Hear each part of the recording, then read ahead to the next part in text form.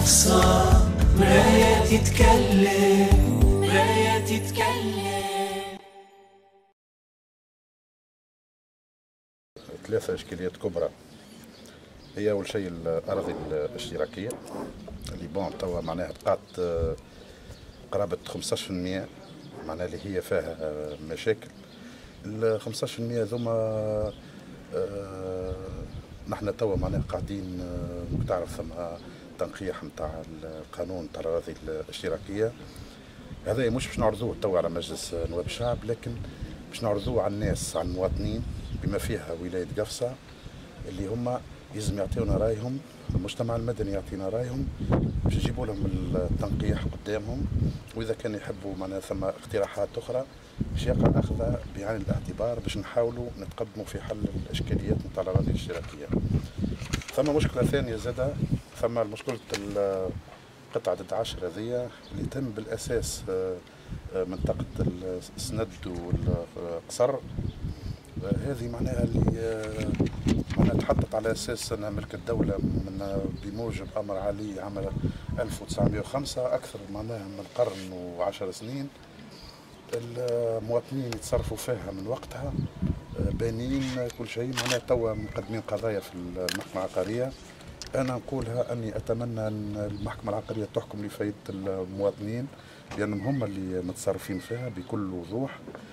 بالنسبة للدولة ممكن تحب كان على الأراضي البيضاء اللي بالطبع أرض بيضاء ما يتصرفوش فيها، معناها باش نجموا نعملوا حاجات أخرين، مصلحة عامة، مدارس، معاهد ومستشفيات وغيرها. وثم مشكلة أخرى اللي تهم الرديف وكاملة، بلاد كاملة، وتهم المتلوي كاملة، هي كلها أرض مسجلة لفائدة الدولة. هونية دورنا نحن زادة أنه يلزمها الدولة يعني تسيب الأرض هذيك لفائدة البلدية باش تسوي الوضعيات على المواطنين. قبل معناها على أساس أن الدولة طلبت مبلغ، يعني طلبت مبلغ مالي معناها باش تفوت بالفلوس. أنا بالنسبة لي باش يعني باش نضرب بالقدا في الملف هذايا ونحاولوا باش نفوتوا بالدينار الرمزي باش تنجم البلدية تتصرف في الأراضي وتسوي وضعية المواطنين. ويلزم زاد ديوان قيس الأراضي خاطر يلزم يتعمل البلان، وديوان قيس الأراضي يطلب برشا فلوس، يلزم زاد قرار في انه يكون المبلغ رمزي، وهكاك نجموا نحلوا الاشكاليه نتاع الناس اللي في المتلوي والرديف باش ينجم الناس هذوما ياخذوا رخص بناء، ياخذوا قروض من البنوك وغيرها. بالنسبه للاشكاليات العقاريه اللي تعطل المشاريع هذيك الاشكاليات دورنا معناها مطالبين باش نتابعوا. كان ثم حاجه معناها ثم عوائق باش نشوفوها، ثم يعني كما المعهد الاعلى المعهد الاعلى للرياضه، اي مثلا هذاك معناها تعدى بفتره معناها في عوائق، وتوا هو معناها اموره واضحه ان شاء الله.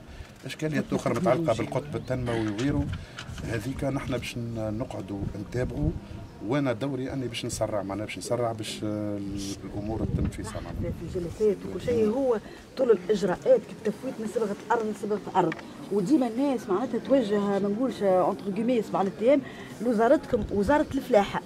هل ثماش اجراءات استثنائيه للاسراع؟ نحن وزاره احنا وزاره ملاك الدوله ندخلوا في كل شيء. صبغه الارض نحن ندخلوا في كل شيء. معناها الوزاره نتاعنا هي المشاكل. معناها هذيك هي الوزاره. بالنسبه لصبغه الارض، وزاره الفلاحه هي اللي دورها هو تغيير الصبغه، لكن نقولوا احنا بما اني انا عضو في الحكومه وتهمني زاده حتى وزاره الفلاحه، هي مساله نتاع تغيير القوانين باش ما عادش تقعد ياسر حكايه تغيير صبغه الارض من فلاحيه لغيرها. إذاعة قفصة مراية تتكلم، مراية تتكلم.